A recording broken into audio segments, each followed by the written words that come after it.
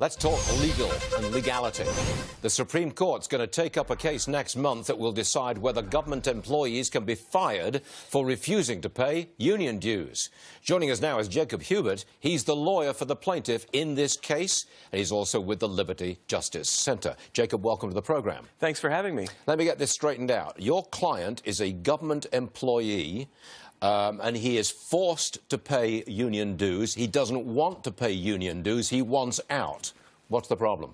Well, right now, he and more than 5 million people who work for government in 22 states across the country are forced to give part of every paycheck to a union just to keep their jobs. Yeah. And that's wrong. As citizens, we have a right to choose for ourselves. Wait a minute, just to keep their jobs. So if they didn't pay those union dues, they would be fired? That's right. It's a legal requirement that they take that money. The government pulls it right out of their paycheck, every single paycheck. Is there some kind of law that says that if it's a government worker? That's right. There's 22 states have laws on the books that allow the government to force people to give part of every paycheck to a union just to keep their jobs.